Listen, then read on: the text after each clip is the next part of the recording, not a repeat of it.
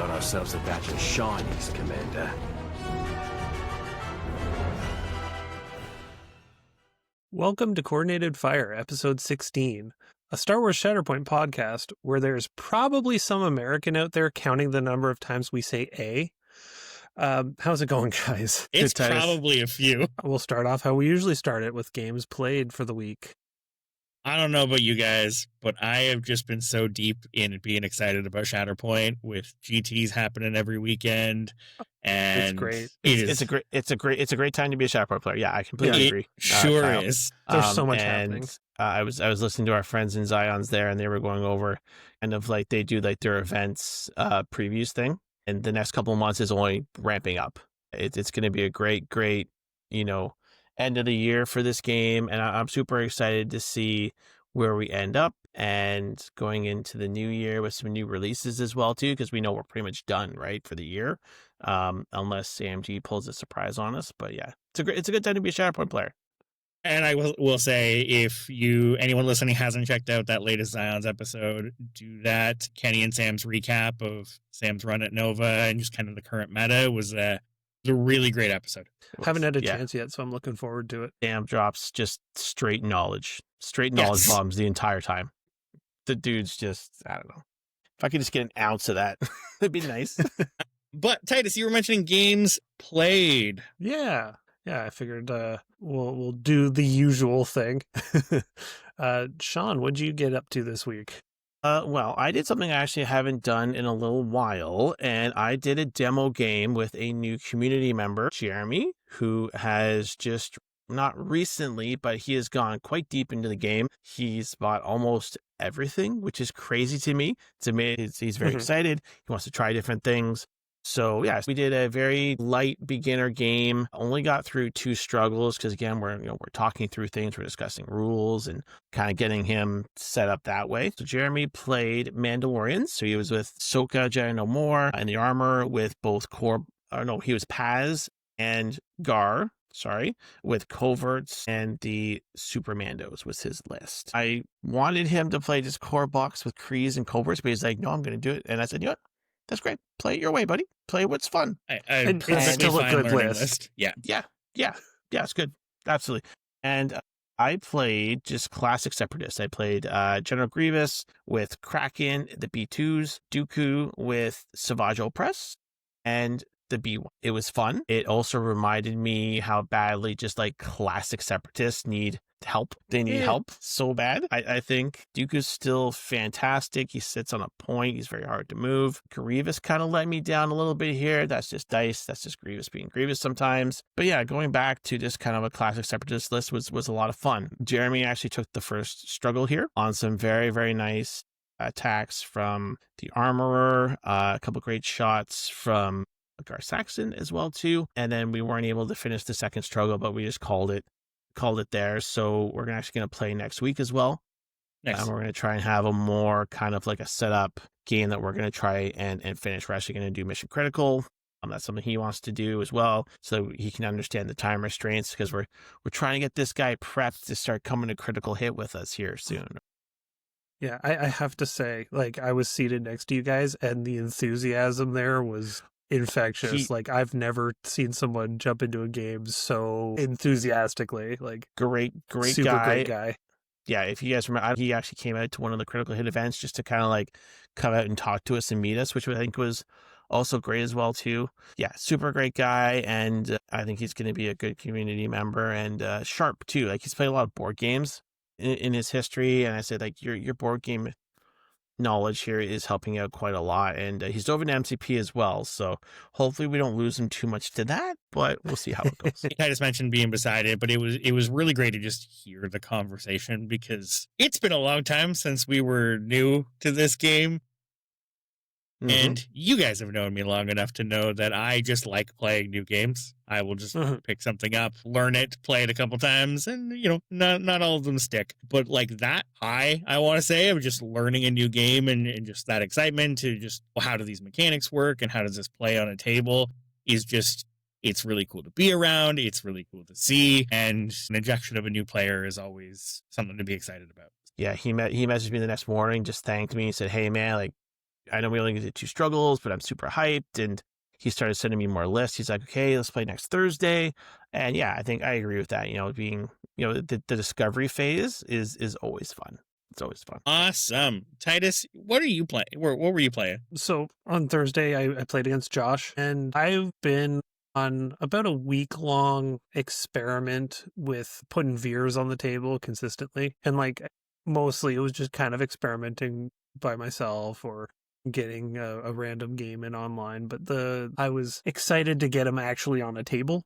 So I went with Veers, Stormtrooper Sergeant, and Death Troopers with across the table, or not. The other squad was Krennic, Death Trooper Specialist, and the Shore Troopers. Josh was playing Kanan, Ezra, Rebel Commandos with Cassian, Sabine, Baze, and Chirrut. Now, the theory that I was kind of running with is that Veers, for a while, has just kind of been a vessel for putting the ISF on points, but very clearly that's not what he was designed to do.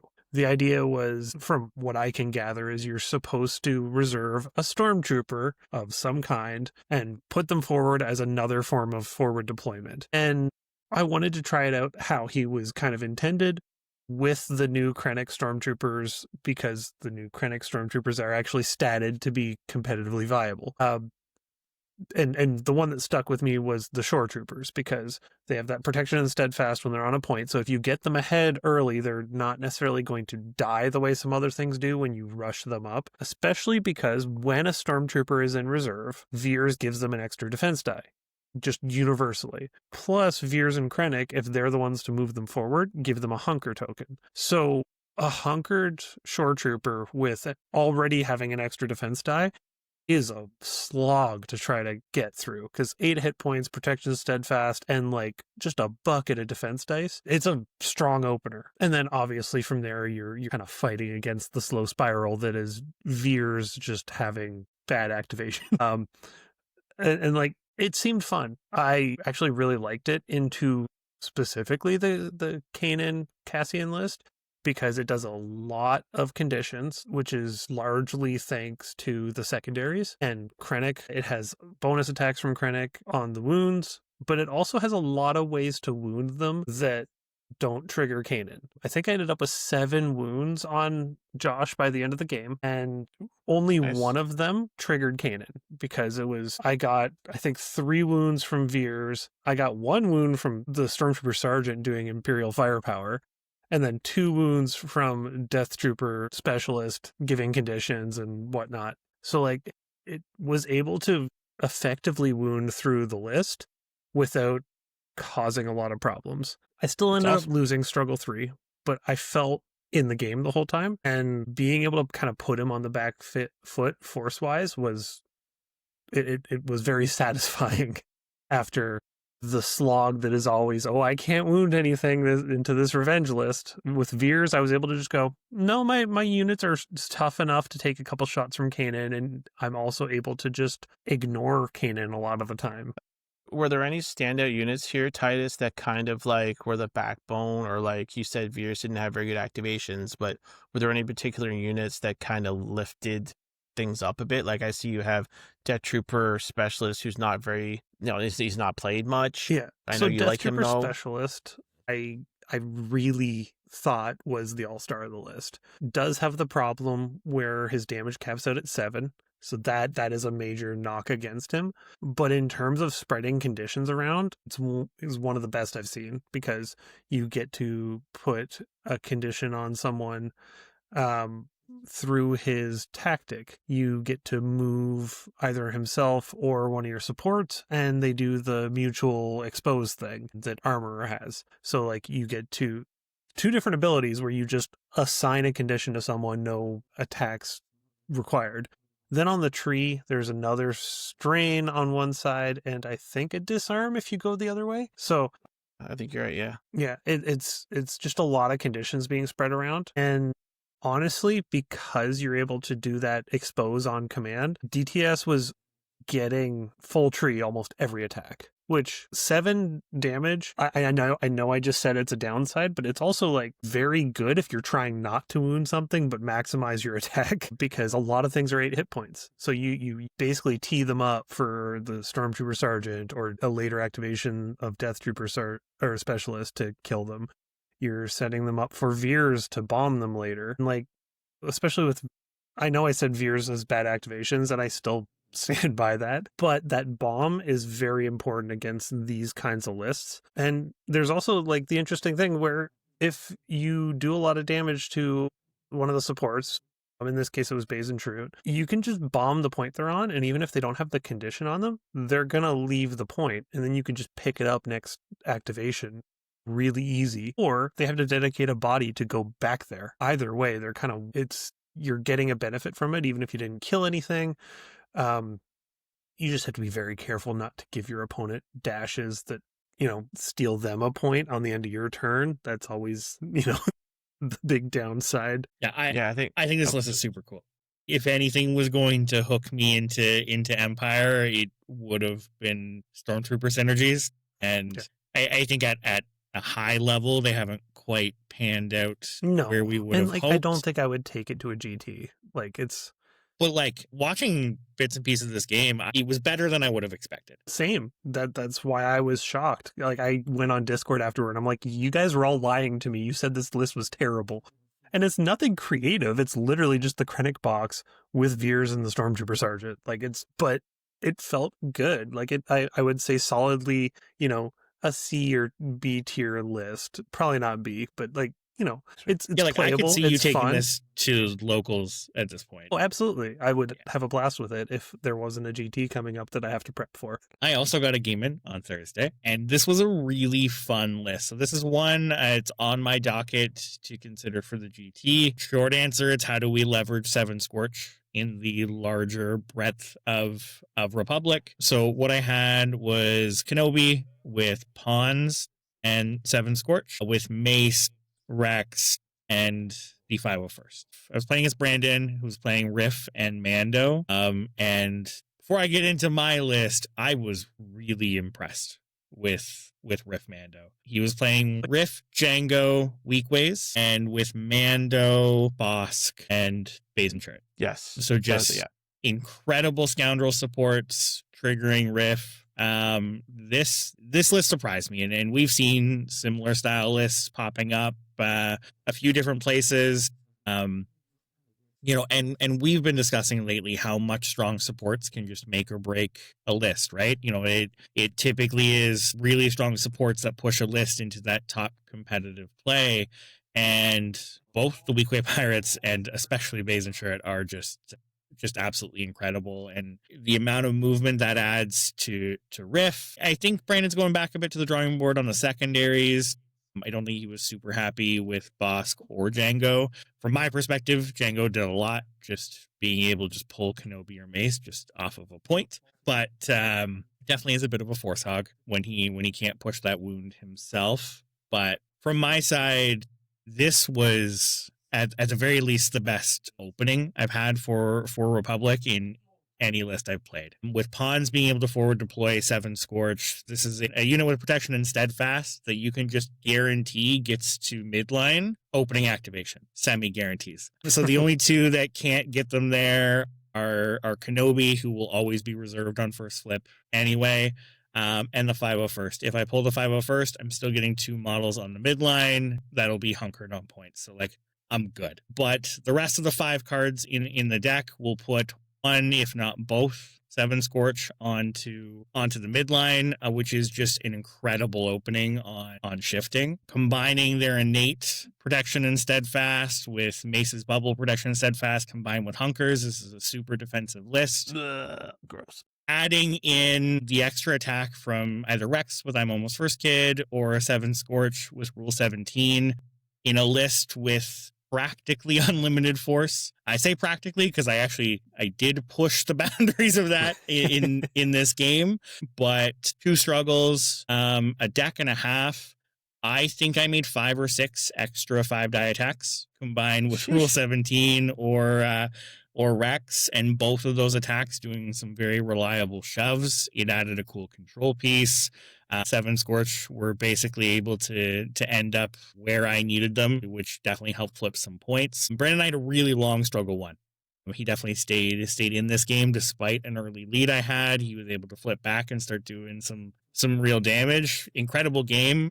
But this is definitely on my docket for lists for the GT. We are less than a month away, and I have a lot of testing to do, but I am really impressed with this list. So you know what I love about this? You and I both independently came at this problem and went, okay, well, what if I found a way to deploy an 8 health support with protection and steadfast and put them on the midline early, plus have a primary that gives them extra defense, and came up with 2 completely different factions. Yeah, that's true. That's true. Like, it's very similar lines of thought. It turns out good openings are good. And it's one of the things I've always struggled with Republic on shifting in particular. And there's a lot of reasons to take shifting, especially when you're dealing with like melee units, the Kiadi, the Vaders, that kind of stuff. But you don't get as strong of openings as some other lists do. You know, without that infiltrate piece or without things that can advance units, you've got a ton of dashes available to you, but they are just that, they are dashes. So having a consistent opener on a midline on shifting, I think is going to shift my mission from sabotage over to shifting, and I think that's going to help the Cassian matchup a bit too, because your typical Cassian pairings have definitely been leaning to that sabotage train. Yeah, I think too, some discussions have been that you want to get ahead of Cassian. Struggle 1, like just period, no matter. And I think shifting and this opening that you discussed will give you that advantage. Yeah. I really think so too. It's figuring out the rest of the list from here is a little trickier. I think OB's pairings become a little less open because playing him without Rex is a tough ask. So I'm not sure if that Pawns and 7 Scorch package is going to stay with Obi, but I want to find a home. Are you thinking of dropping Obi? So there is definitely a part of me that really wants to play Obi-2 with Kiadi. Very much so. I don't think that's where I'm going to end up. But I want to test that Pawns and 7 Scorch with Ahsoka. I want to test it with Hunter and just find the right package for it. Looking at my past GT list, I think I don't see myself not taking Kiadi as a squad in the list. I think there's some matchups where that displacement is super important. But am I dropping Mace? Am I dropping Vader? To see I what don't think you should drop Vader. I think Kiadi Vader is just. I said this to you this week. Yeah. Or like over the weekend, like the Kiadi Vader list. I think I'm going to end up with a heavy displacement Kiadi list. Yeah. Whether that is Vader, Mace, or Plo is up in the air right now. And then I think I'm going to end up with a 2x2 rather than the toolbox that I've been really enjoying. But I think adding in that Pawns and 7 Scorch limits some options for Obi to be as flexible as he was. You know what my favorite part of the GT is? The fact that I don't have to rack my brain with all these decisions like you guys do this time. Yeah. I just gotta show up, set up tables, make sure people behave, and that's it. I'm good. I'm the test dummy for this one. If Delta Box didn't throw a wrench in my plans, I'd have this sorted. But wow, more options for Galactic Republic. I feel so bad for you, my friend. I am just happy that I have answers that I feel really good about on Never Tell Me. Yeah. You guys will figure it out. You guys always rack your brain right until like the week of and stress. And you guys will be perfectly fine. You'll go in and you guys will crush. Everything's gonna be fine. Everything will be fine, boys. All right. There was a pretty cool GT this weekend. So the Smite Club Open, and this was run by Todd from Momentous Struggle. And we had 26 players and some really cool lists coming out of there. And just off the cuff, the diversity we're seeing in the top cut at both Nova and now at Smite Club is, there's some familiar faces. We've got a lot of Cassian. We've got a lot of Grand Inquisitor. But we've got 2 Riff again. We've got 2 Kit Fisto in the top cut. We're continuing to see surprises. Yeah, I think I said this in our our kind of little chat yesterday or whenever it was, I really love where this game is right now. Post rebalance. I know we are leaning towards Cassian kind of becoming, the next problem child, but overall, yeah, I'm super happy. I'm super happy where we are post rebalance because it was much more dire. Kind of, I'll call it like season 1, where people just felt so locked in to either you played Iden or you didn't. I'm happy. We're also not nearly as far into the meta as the Inferno Squad. That's fair. 100%. Thing was. Like, that was, 6, 7, 8 months by the time we got to the end of that. And we're only, I think, 2-3 months into the Cassian meta. So yeah, that might change in the next 6 months. That's fair. That's fair. I'm optimistic. I think so am I. It's a different beast. Yeah, I'm interested to see, even the start of the year about the Morgan and the Balin box. Maybe they'll, jazz things up a little bit, shake things up. I want Balin to do something for Empire Hunker synergies, because there are so many pieces in Empire that just say, he's doing something with Hunker. Yeah, we know that. That synergy is there. They just need an enabler. Sorry, I derailed this here.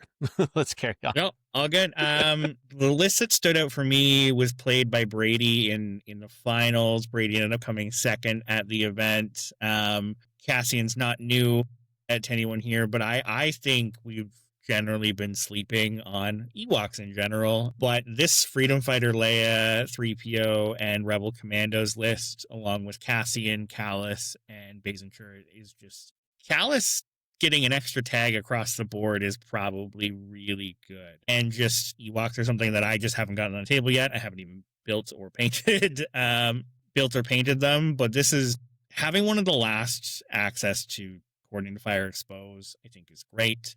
The new 3PO, along with some really powerful supports in the Rebel Commandos and Basin Turret, I would expect to see more of this list. This is a very killy list, and I think if you want to go more that direction with your Rebels, I don't think there's much better for options than this. Yeah, I really love this list. I'll second that. Yeah, I really like it. I like the fact that his other 2 squads are just, kind of off-the-wall stuff that we wouldn't see very much. I mean, his Hondo list was just the Hondo box, which it's weird to say the box by itself is a weird take, but nobody takes Guarm, and the Weequay Pirates rarely go with Hondo. They're usually somewhere else.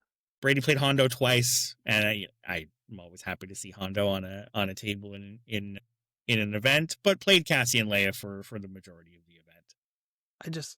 Hondo feels like there's something there, and he is just list building problems. Yeah, he fits best in Rebel packages, but Rebels are a bit spoiled for options right now. Yeah. And I think just still doesn't make the cut most of the time. Although if someone's looking for a fun list to play, Hondo, Kanan, Spectres is a blast. Nice. And it's thematic. Yeah, it is. Yeah, any list standing out to you guys?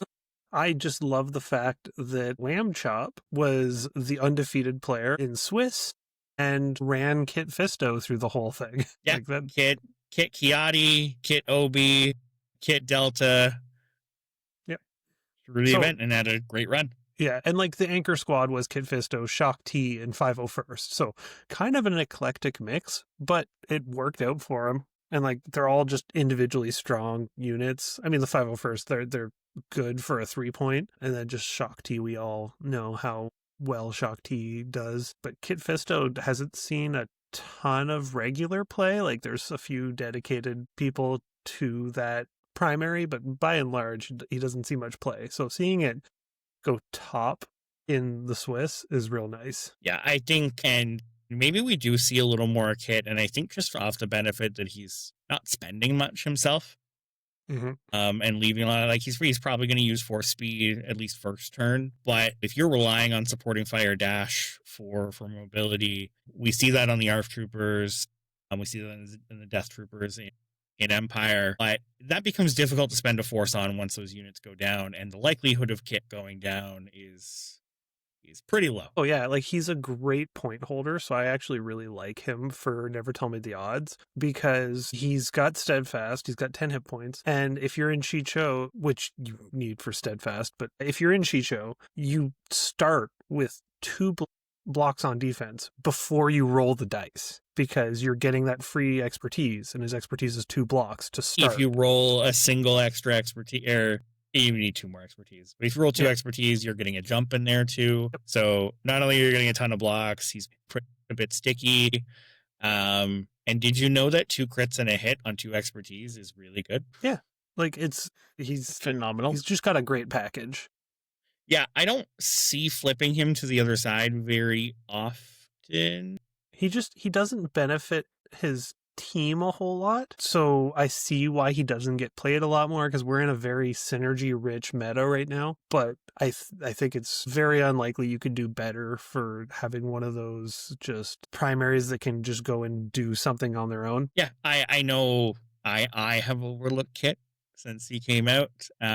And I think just some of the new tools that Republic has gotten might suit that playstyle a little better.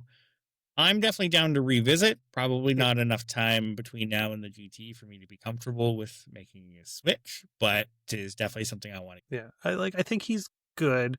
His problem was always just he didn't have a good home, but I really think steadfast as a keyword has been going up in value steadily because we are moving away from displacement by and large. I mean, when I'm looking at list building right now, I'm reaching for steadfast units on constantly. Everything, as much as I possibly can. As much as you can. So having a primary that is like very durable and has steadfast is worth a lot right now. 100%. Sean, anything standing out to you from? Yeah, a couple of things, a couple of different flavors of Empire here. If we notice Chris Sampson, who I think is very well known player here, inserting Cassian into a full Empire premiere, which is really, really cool. Item box as is, a Grand Inquisitor with OB2, Elite Squad Troopers, which actually popped up in 2 different lists, Moff, DT, Dark Troopers, and then Cassian, Vader 3, and Fifth Brother. And I think that 9 points from Cassian really allowing Vader 3 to be inserted there, and then adding all the things that Cassian does into a very strong, what's turning into a very strong Empire Premier list. Josh sticking with Thrawn here, removing Krennic from the equation here. Again, a more traditional Empire list, a very different list than he played at Evergreen. Grand Inquisitor, again, with OB2, item box as is, Moff Gideon, TTE, Fifth Brother, and then Thrawn, Stormtrooper, Sergeant, and Dark Troopers, a more traditional setup for Thrawn that we've seen before. And it looks like he only played Thrawn once, and then it was IGI for the rest of the tournament. What I really like there is just taking odds with that list. Yes.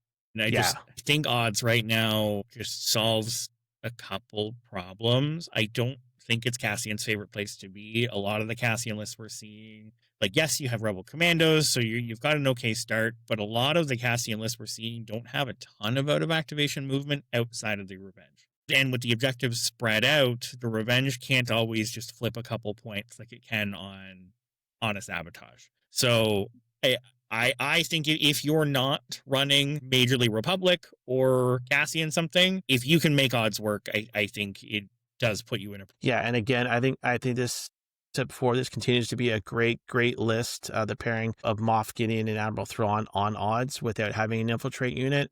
You got Death Trooper Escort, Stormtrooper Sergeant, who can move Fifth Brother around at will, and then both of the battle tactics can move them around too. And interestingly, was it here? No, Elite Squad Troopers. Both Chris and Josh playing Elite Squad Troopers. So I would love to know kind of what they were thinking there. I told you they're good. I told you.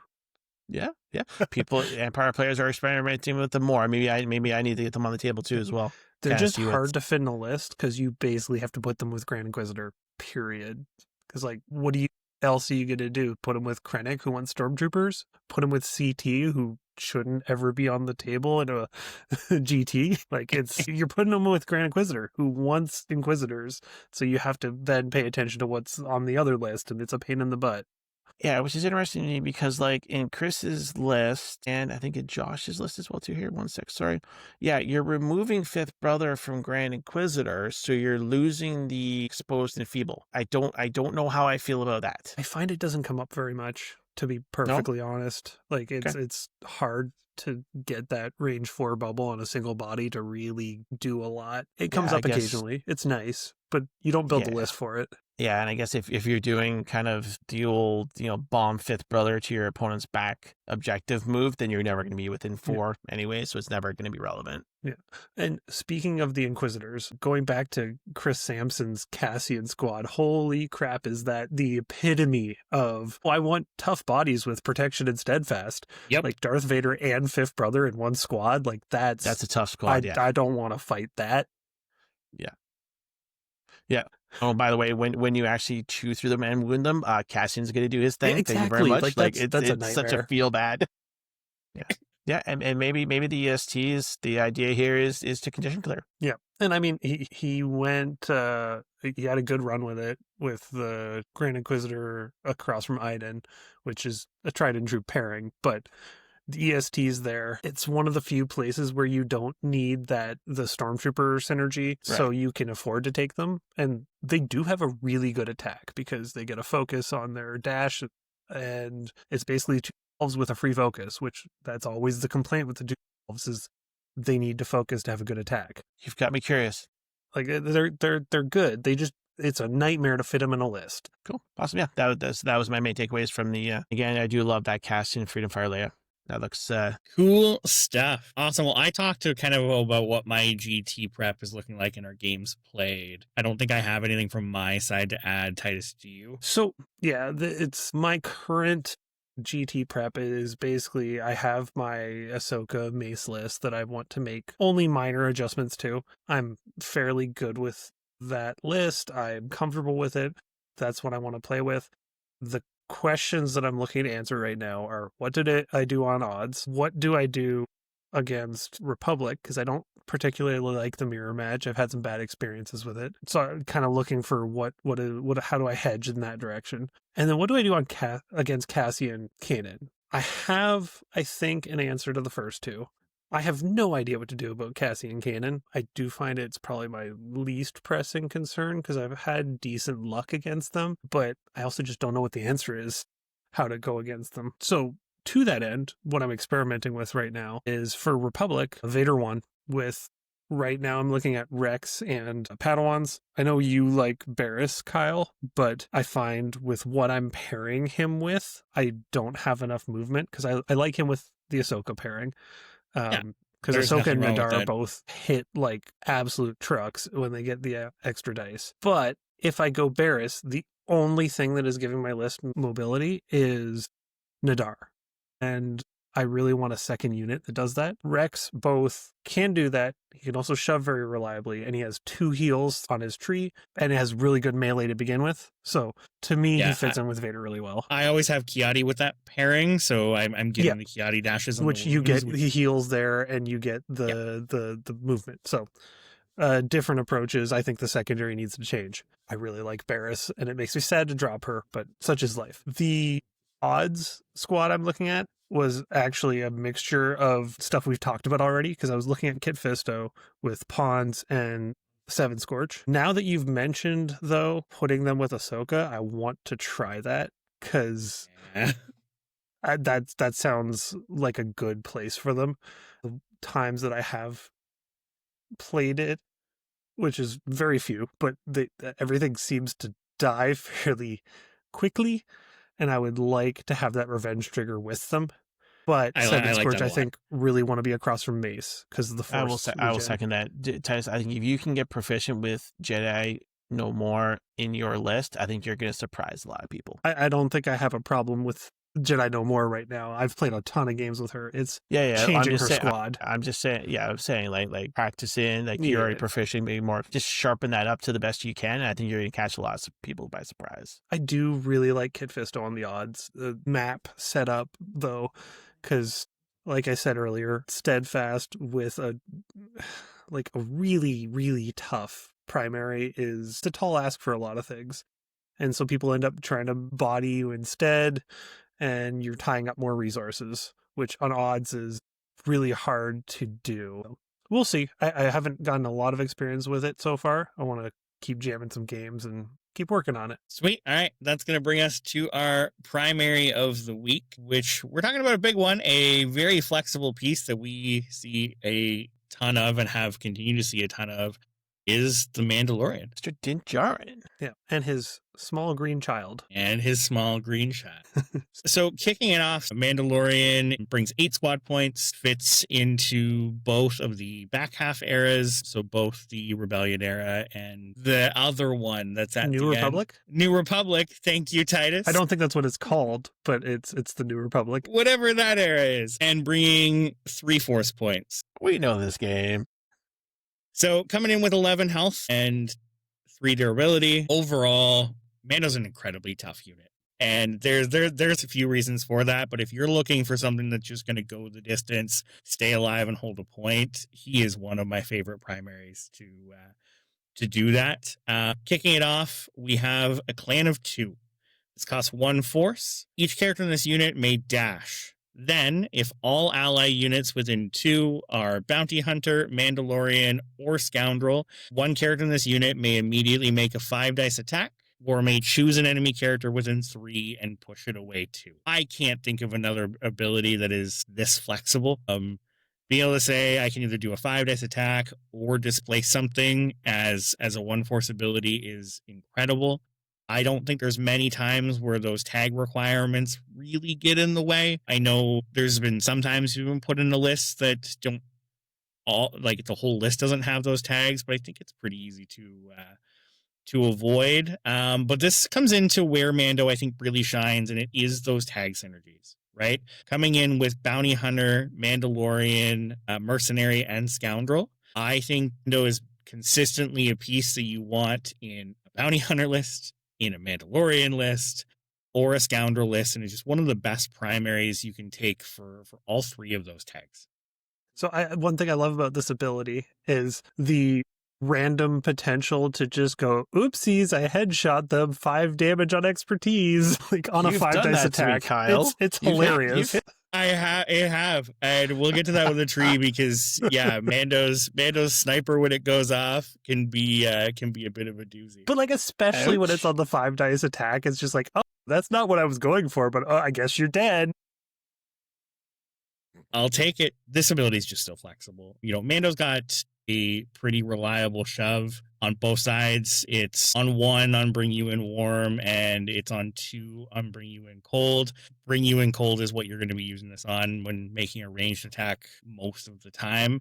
But you're reliably getting 1 shove and kind of splitting his attack of doing a 5-dice here and his regular attack here. You can frequently shove 2 models off of a point. He was typically one of my favorites for dealing with Dark Troopers in the pre-rebalance time. And Sean, we have had this moment quite a few times in various games. So yeah, Dark Troopers are like, you can't force push me away. And I'm like, okay, I'm going to 5 dice here, 7 dice here. Am I getting much damage through? No, but am I reliably getting those shoves? Yeah. Yeah, just plunking stuff off. Yeah. This ability feels most of the time, I think even my games, it feels very right place, right time most of the time. Yeah, when I am activating Mando, I am using a clan of 2 if I have the force to do so. The more choices you have, usually the better an ability is, and this one has a lot of choices.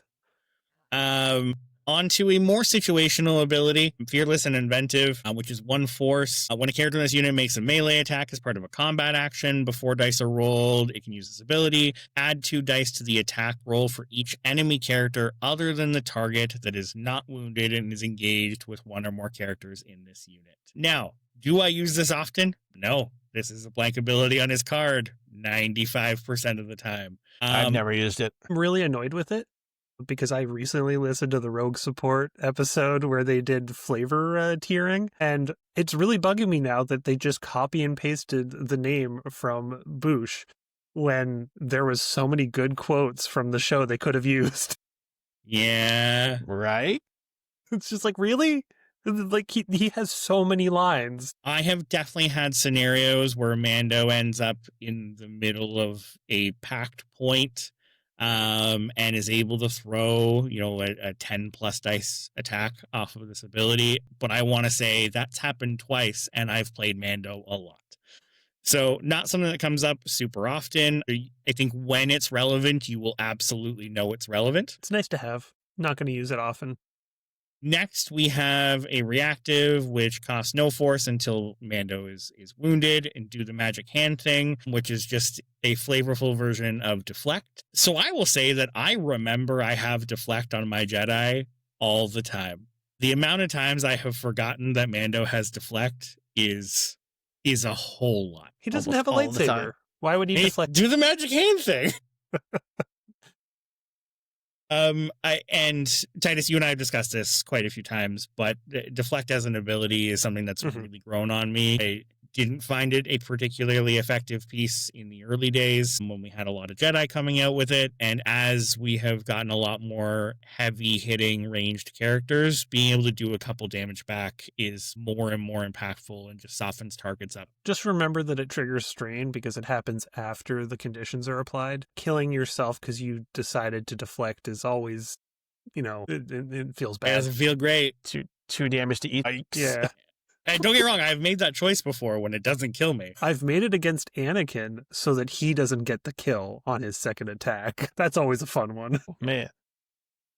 Sacrificial. And then we have Mando's shining identity, which is this is the way, which is a revenge trigger. So when an enemy character wounds another allied unit after the effect is resolved, one character in this unit may heal twice and then reposition.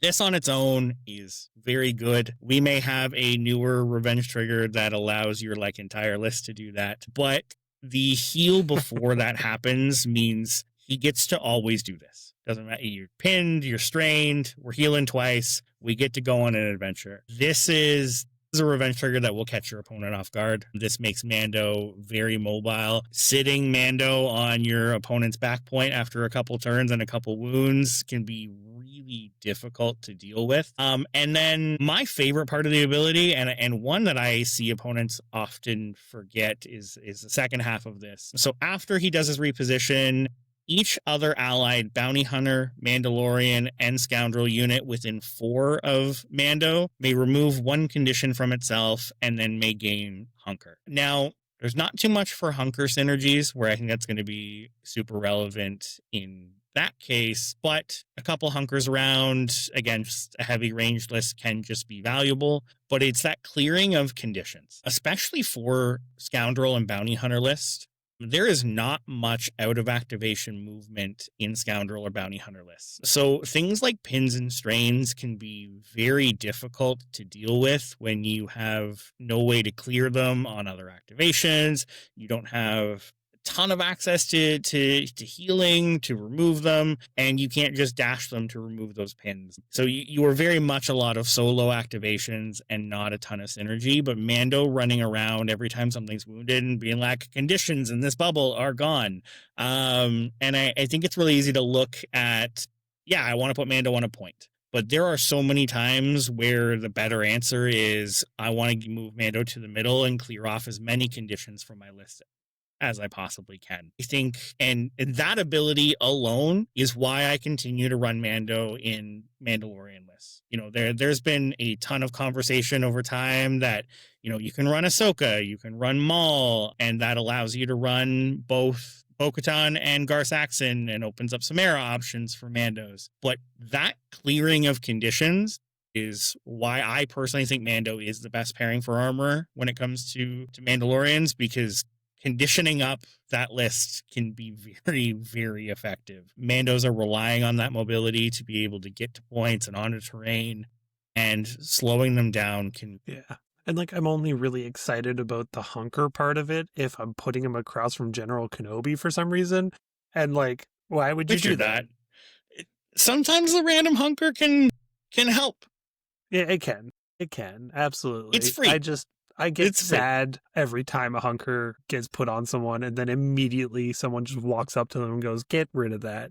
It's because we're spoiled by Kenobi. Yeah, you are. Absolutely, you guys are. Moving on to attack trees really quickly. So Mando's defense is the same on both trees. So defensively, he's rolling 6 dice with good math, 1 for 1 block and a crit to a hit, and then 2 gives you 2 blocks and a crit to a miss. This is incredible defensive expertise, decent amount of dice. I know some people have had some other experiences, but I do not have my Mando wounded very often. Has not been my experience.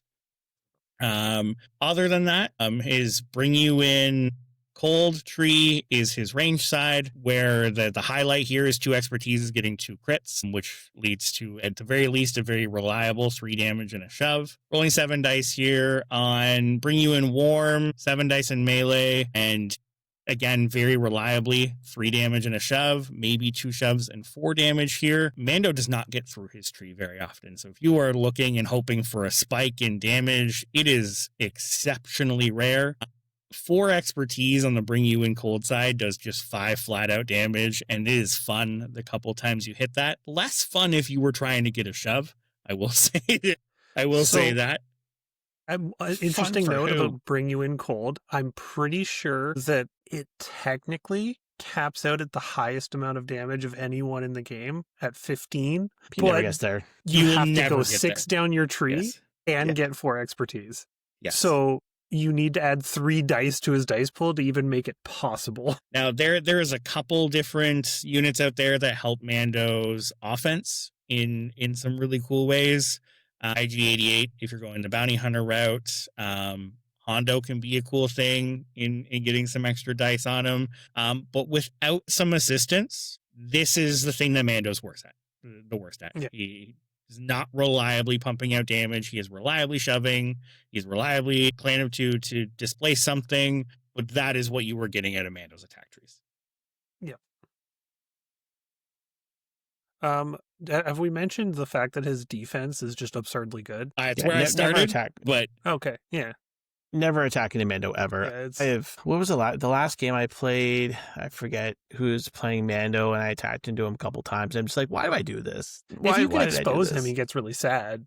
But like, yes, yeah, that's far and few between nowadays. Like, yeah, Mando's coordinated fire exposed being less common has upped Mando stocks. Yeah, it's made it way more tanky because it's just you're not worried about exposed. And like, I don't like necessarily attacking him, but sending pod shots into him is usually pretty satisfying because like occasionally he just whiffs and you're like, oh wait, I'm doing like 2 damage in a pin and now he's stuck there until I wound something. If you have really a reliable early shove, that is really the best way to deal with Mando on a point. Is you were doing a damage and a shove because he doesn't have steadfast.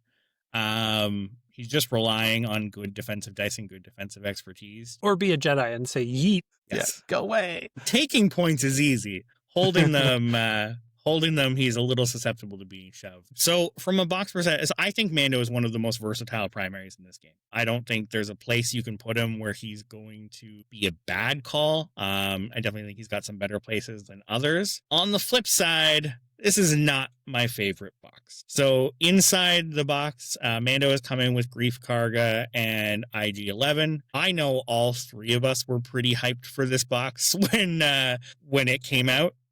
Yeah, I was very high on Grief Karga when this box was first announced. I thought Grief was going to be so good, and he's just fell flat on his face. He really did. Yeah. Yeah, and like it's interesting because like Grief is adding some things that the bounty hunters really want. Some out of activation movement. Yeah. He adds a tiebreaker to the list. Healing. Some healing. Removing conditions. We just talked about how great that is. There's most of a unit there. But it not having the bounty hunter tag himself, I think now makes a huge misstep. Yeah, it's tough when you're relying on building around something like IG-88 to buff bounty hunter dice, and you've got a unit that just doesn't have the tag in the list. When we have another really great 3-cost bounty hunter in Bosk that you can just put into place. Okay, but his expertise and tree are so bad, I don't think the extra dice would help him. I don't know, it helped Boosh. Yeah, but her tree's really good. Yes. Yeah, fair. Yeah, Grief is near the top of my wish list for something to be hitting a rebalance down the road because I think he's close. There's a lot of... Yeah, he's very close. And like there's a lot of really unique things in this kit that I wish were just a little better. He just needs more movement, in my opinion. Like, Yeah. we've had support pieces that suck at attacking and are still good. Like, we have C-3PO, who their attack is worthless, but they still do really well because Yeah. they have other support abilities. He could be like that, but he's His too first slow. ability, if he dashed himself, Yeah. I think would be very nice. Yeah, it could be Like- bounty like hunters move all your and friends and himself I move if too. you don't want to give him the tag. I also would like to see that, I don't know, maybe be rangeless and only be a unit. I don't know. It doesn't quite do what you want. It also should be free. Yeah. Well, Yeah, based on what we're seeing now, yes, I agree. Yeah, it should not It's cost range a 4, force. right? It's range 4. Yeah. Yeah, even if they made it range 5, that ups the bubble by a huge amount.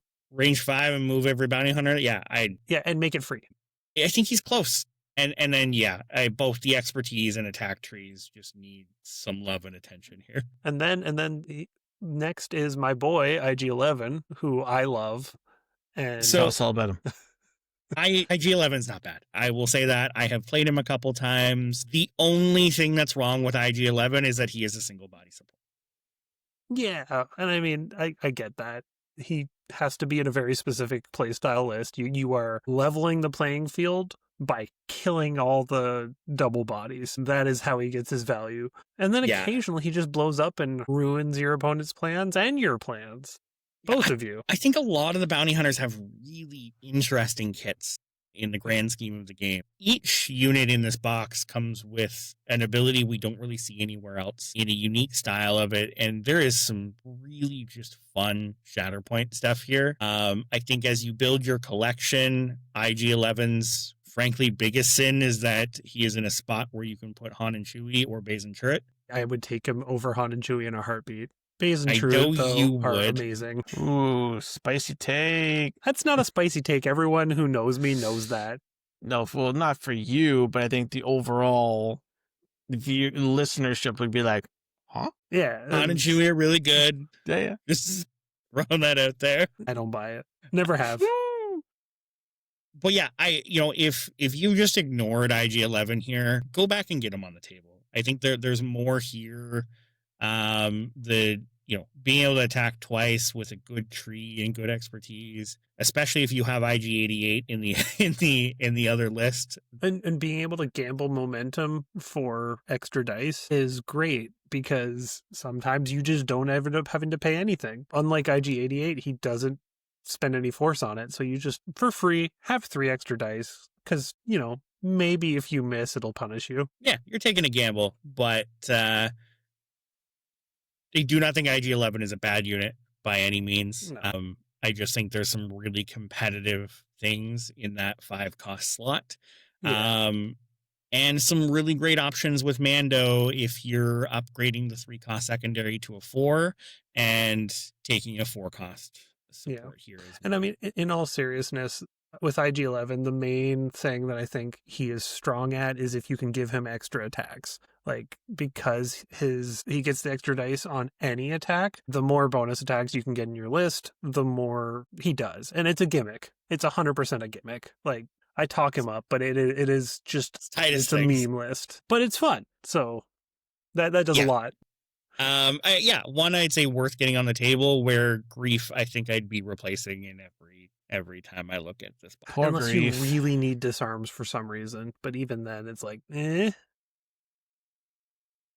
Awesome. So let's take a look at some lists with Mando. And to be honest, this is the most difficult time I've had narrowing down the list I want to bring because Mando just has so many incredible options. We are not going to be able to cover them here. Again, this is a primary that if you spend some time mastering can be in probably 10 different lists that I would competently take to a GT. Yeah. Now, let's start with the out of the box pairing first, which is based around the bounty hunter tag. And Titus, I'll pass it to you. So, honestly, putting Mando with bounty hunters is as simple as grabbing the CAD box and smashing the two together. It does pretty well, like, as is. It's one of the best spots, like, in terms of performance-wise, that you're gonna ever see Grief Karga. Obviously, as we talked about, Grief can be a bit of a dud, so it leaves you room for improvement. And then IG-11 and Aura Singh both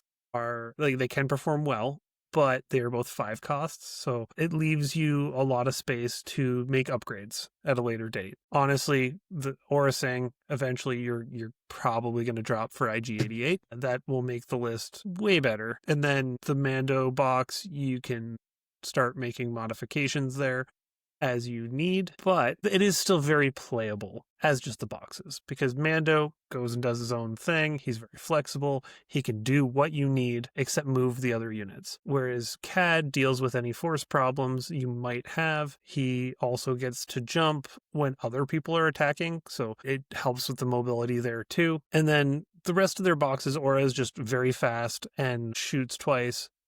IG-11, very fast, shoots twice. They kind of serve a similar purpose. So you have the two of them zooming around the board, just trying to get kills, which is always it's a fun way to do it, because we do get a lot of these killy lists. We don't necessarily have this pair of gunslingers just start shooting up the town kind of style of list, so thematically it's pretty cool. And then you top it off with the bounty hunter supports, who have fallen on hard times. They're having their lunch eaten by the weakways, but they're still they're a good unit. Like they get a free dash, they have decent attacks, they have slightly better clone armor, and they do their job.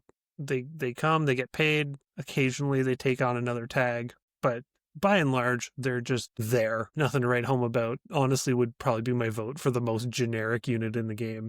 Yeah, I think if you jumped into Shatterpoint, or you're jumping in and saying, I want to play bounty hunters, the Mando box and the Cad box are absolutely your starting points. Yeah. But another box that we won't really have another chance to talk about, because it doesn't have a primary in it, and it's pretty unique in the overall game of Shatterpoint, is the We Don't Need Their Scum unit pack, and that's where the rest of your bounty hunters are going to come. So this box is a box full of secondary units. So this comes with IG-88, Dengar, Boba Fett, and Bosk, which if you jumped in to play bounty hunters, you are probably looking for every single one of those characters to be able to throw into lists. Every single one of those secondaries is incredible. There is not a bad unit in that box. Some of them have some different homes. Dengar is the most generic of them. IG-88 is a key piece to building a full bounty hunter list, as is Bosk, I think, just based on point cost that you need, where Boba Fett plays very well in Empire lists. But overall, this box is a must-buy if you're looking to play bounty hunters. Instantly, you can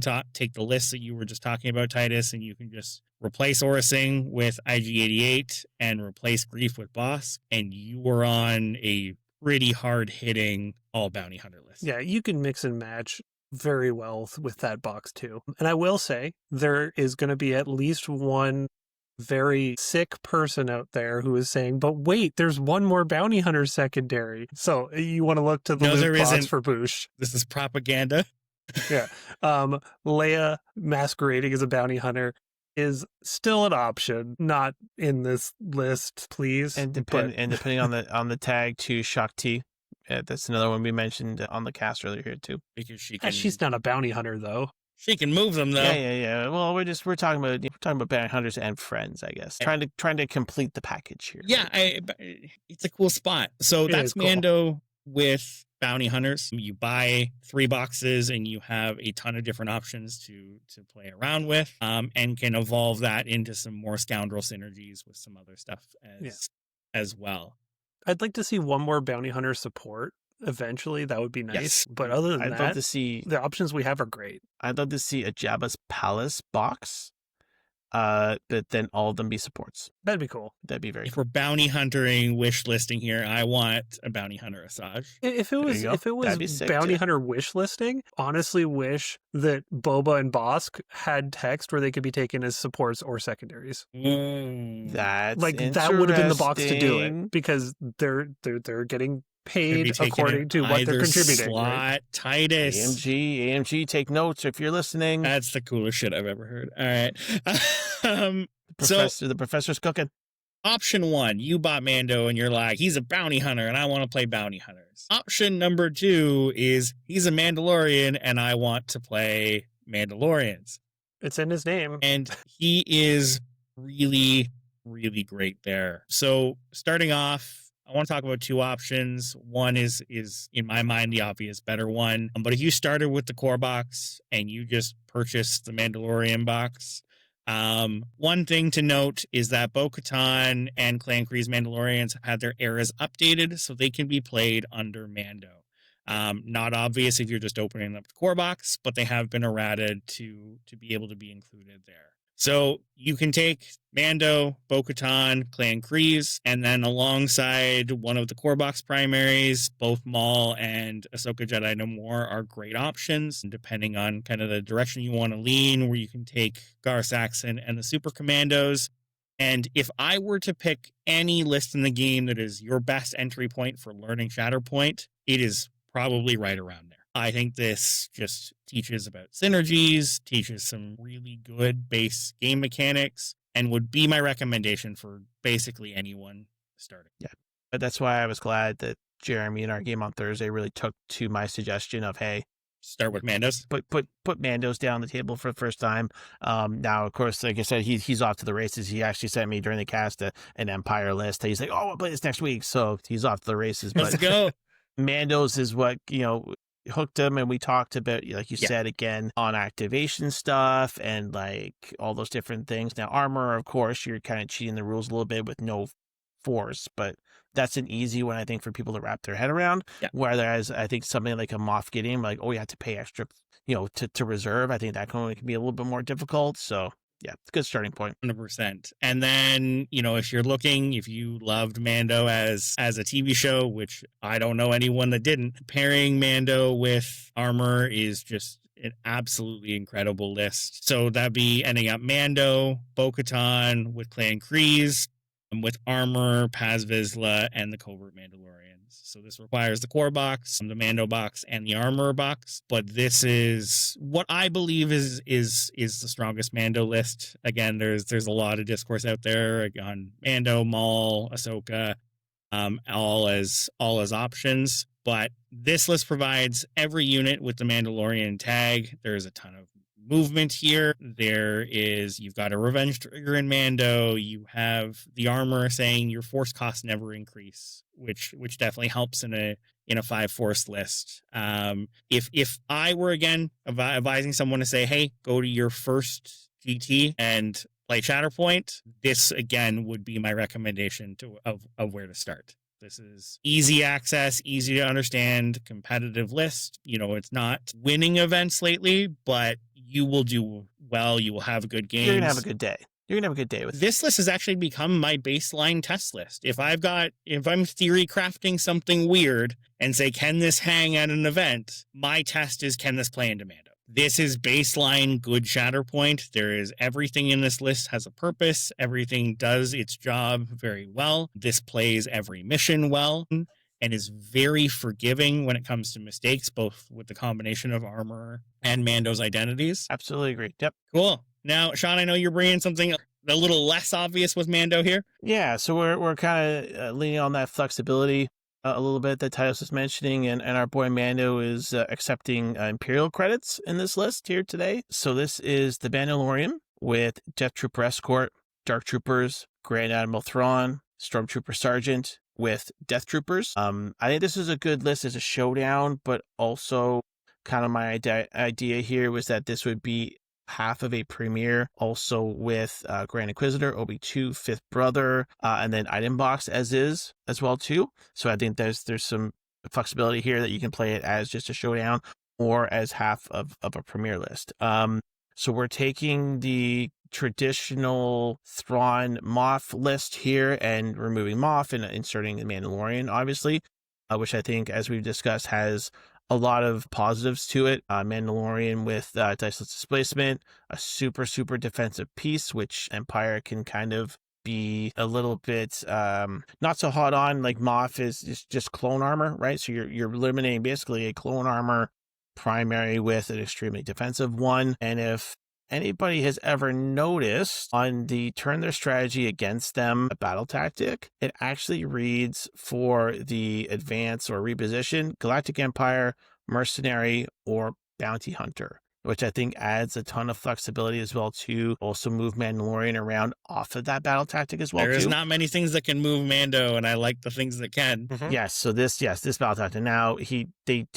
does take a strain. That's the one for the strain. Yeah, strain, but Of I any think- unit that does not care about that, yeah, he can take that off very, very easily. Yeah, this is infinitely better than putting it on anything else in this list except maybe Stormtrooper Sergeant, who's going to have an easy time to get it off as well too. I would rather put this on Mandalorian, move him around where he needs to be. This plays very well again on odds. I also have been seeing this list pop up to play on shifting priorities, which I think is quite good with the Dark Troopers, and again getting Mandalorian up to the midline right away, sitting there and just being extremely defensive. And it adds a little bit more to this list. Again, like I said, having a dice list displacement, I think is super, super versatile as well, too. yeah, I like this because my current strategy into a Thrawn list would be I'm going to wound those supports, so moving them around is less effective, and this gives you a reaction to when that's happening. And the only caveat I will give there is just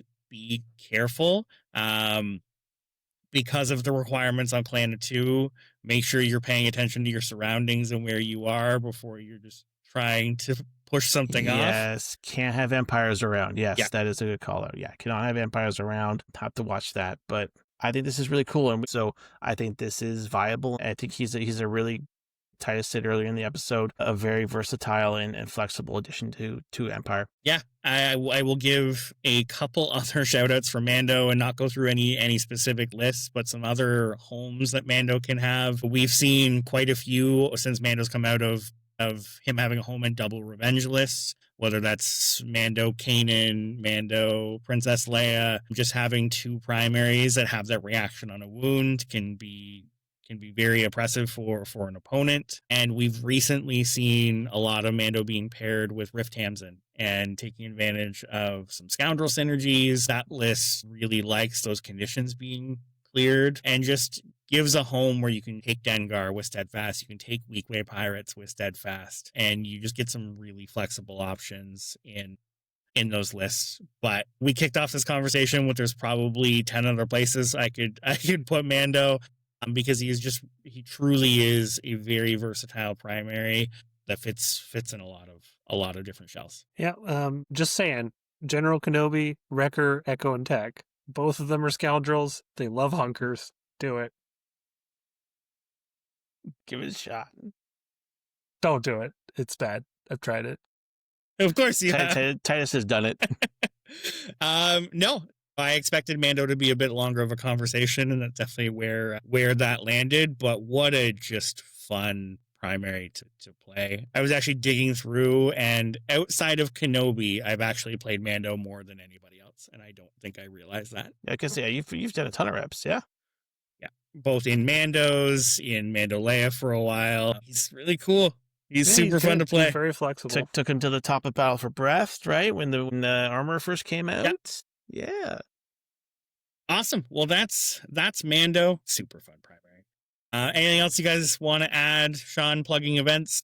We have one small one coming up. Yeah, as always, until it friggin' happens in October, Force Convergence, Burlington, Ontario, Torchlight Games and Hobbies. We just had our 29th player. We had a couple drops, back up to 29 people, 3 away from a sellout. If you're not going to LVO, come on up north and throw down with my 2 co-hosts here. It's going to be a great time. Tons of prizing, as I've said before. It's all raffle, so I don't care if you are an experienced player, if you're a new player coming up for your first GT. There is going to be something here for everybody in Ontario's, or one of Ontario's, I don't want to say too much about other place we play at, but one of Ontario's best places to play Shatterpoint. Lunch is provided, pizza and drink for $40. Come on out. It's going to be a great time. 100%. And as always, join our Discord. Link is in the show notes. Discord's been popping lately, so come join busy. the conversation. Great discussions. The Scoundrels, Bounty Hunters, and Mando chat have all been a bit quiet, so whatever direction you're playing Mando, throw some lists in there, and we'd love to chat about them. And shout out to our listeners in Australia. Lots of people from Aussie listening to us and coming into the Discord as well, too. So I'm shout on out board. Australia. Awesome. Well, thanks, guys. Have a good night. Have a good night. Good night, everybody.